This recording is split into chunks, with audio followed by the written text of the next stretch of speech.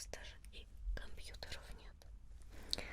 Но суть заключалась в том, что на фотографии змея лежала на дереве. А дерево-то это и правда существует. И стоит оно и по сей день. Я даже его видела своими глазами. И дерево это не из маленьких. В высоту оно где-то метров 6. А на фото змея от начала и до самых высоких веток. Как минимум метров 6-8. Это прям настоящий бетон. Анаконда. Вот только, как и говорят скептики, в этих краях они не водятся. Некоторые смельчаки даже пошли на кладбище и вернулись, сказали, что никого там не нашли. После этого история уже начала было затухать. Люди вспоминали ее все реже и реже. Да вот только однажды Василий, человек, который косил траву у дороги, поднял шумиху. Глаза у него ясные, испуганные, пьет водку просто стаканами, да не пьянеет, и рассказывает. Кошу я траву-то все как обычно. А тут коса как уткнулась этого что-то мягкое да большое. Посмотрел, а там огромная змеюка, клубком свернута. Да я таки косу бросил, да побежал, куда глаза глядят. 50 лет живу, ни разу такого не видел. Да не вру, я не вру, своими глазами видел. И вот через несколько дней одна женщина говорила, что шла по тропинке, да вдруг змея переползает дорогу. Огромная, большая, как ведро толщиной. А в брюхе у нее как будто бы мешок проглотила. Человека, небось, съела. И вот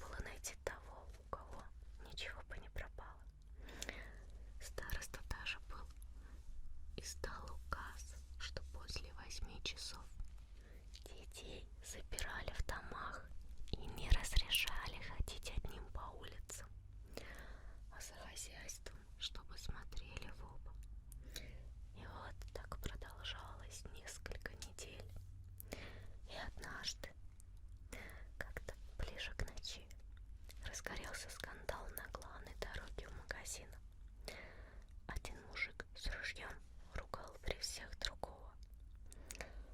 Он рассказывает: хожу я ночью-то в туалет, да слышу какой-то шорох из сарая. Бегу за ружьем, змея, думаю, а он там бежит с его индюком на руках.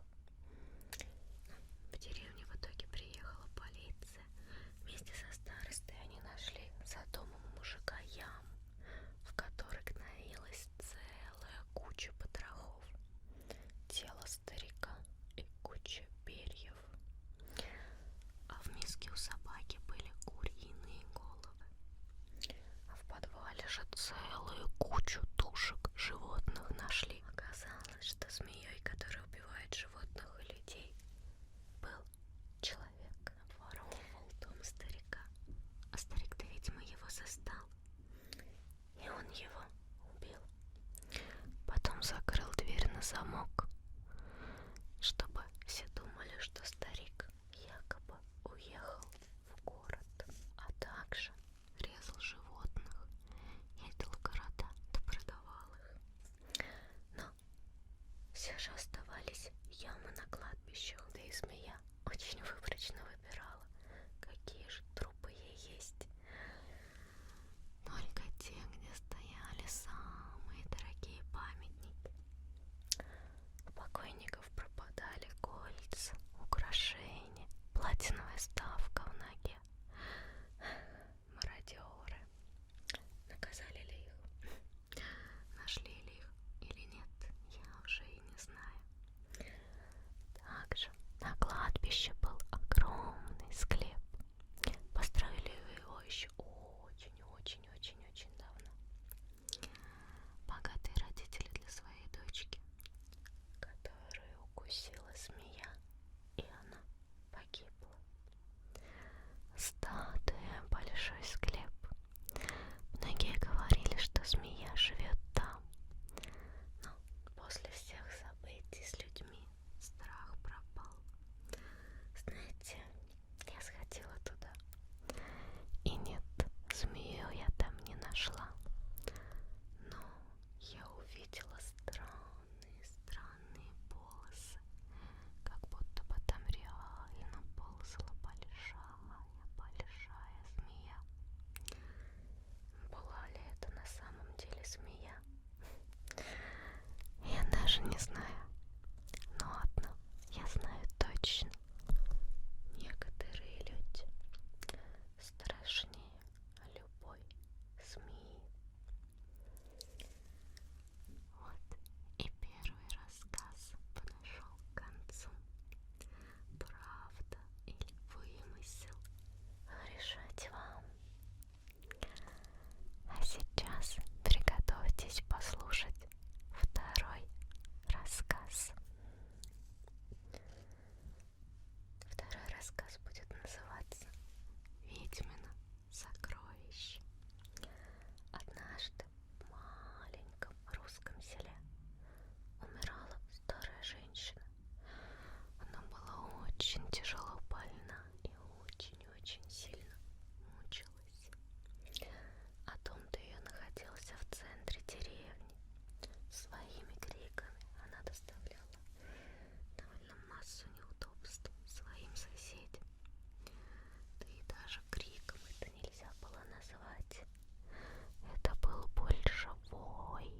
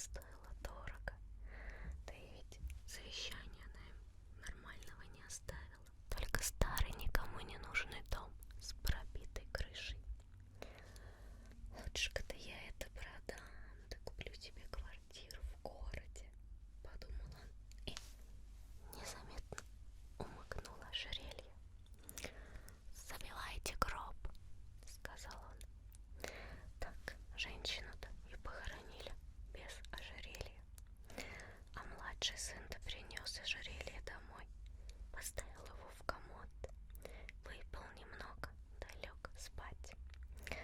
Жил он один в съемной квартире. Вдруг спит и слышит гул. Гул за стуком.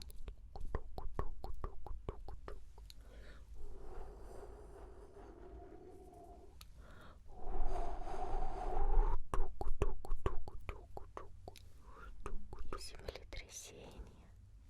Вот картина упала, водка с рюмкой со стола попадали, стена треснула, люстра дрожит. И только комод стоит, как ни в чем не бывало. Открыл было мужик дверцу комода, так и слышит голос ведьмы. Вера, не ожалей, тебе оно не должно принадлежать. Ну, схватил мужик ожерелье, да побежал на улицу. Выбегает из подъезда, бежит дальше от дома. И вот видит, на заборе сидит черный кот, а глаза-то красные. Вау, верни ожерелье. Вот мужик проигнорировал кота. Побежал он к другу своему, стучится в дверь, да ночью поздно, но друг его все же открывает. И тот ему схода: водка есть? Есть, наливай. Выпил мужик водки, но про ожерелье-то ничего не рассказывает. Да тут у друга жена проснулась, спрашивает, чего случилось, чего на ночь глядя-то пришел.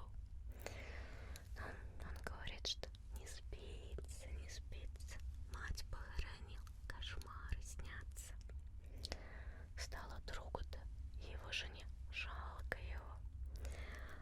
Она-то говорит, что ж вы просто пьете-то, да не закусываете.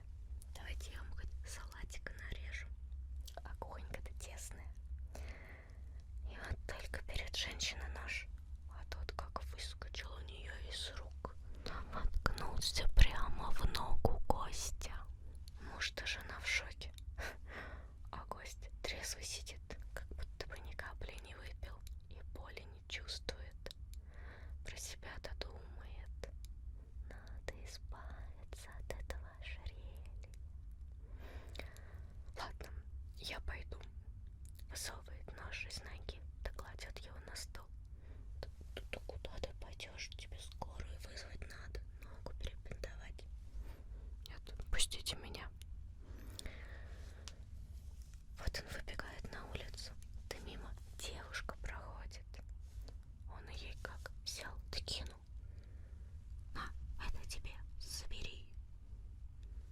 А девушка-то впервые увидела такое красивое ожерелье. На вид-то оно было очень дорогим. Подняла она его, да не успела даже сказать спасибо, как вокруг никого. Привиделось, что ли? Вот она вернулась домой, с работы нашла, ноги устали, думает, поеду я на лифте. И вот только она зашла, дверь сразу же закрылась. Ночь. Эх, черт меня дернул этим лифтом воспользоваться. Что же мне теперь делать? Стучала, пыталась она открыть дверь сама, да вот только ничего не получается. Тыкает она кнопку диспетчера, хоть и понимает, что ей никто не ответит ночью. Да там голос: верни ожерелье, а иначе я тебя прокляну. Что? И тут же дверь лифта открывается. Привиделась, что ли? Зашла она домой, а там дождь да гроза начались. Включает телевизор, да ни один канал не работает, только шум и шипение.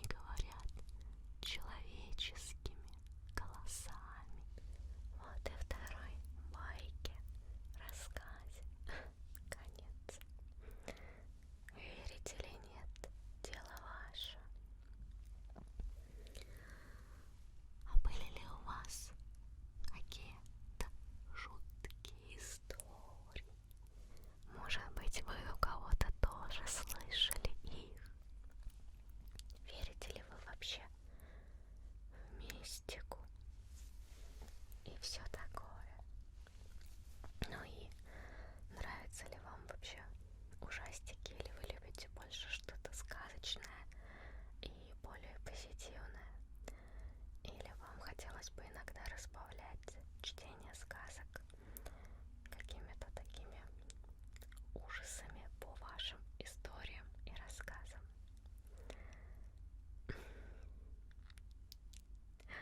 Если вам понравилось, не забывайте ставить лайк. Ну и рассказывайте, рассказывайте. Я буду все читать. Спасибо большое за то, что прослушали и были со мной.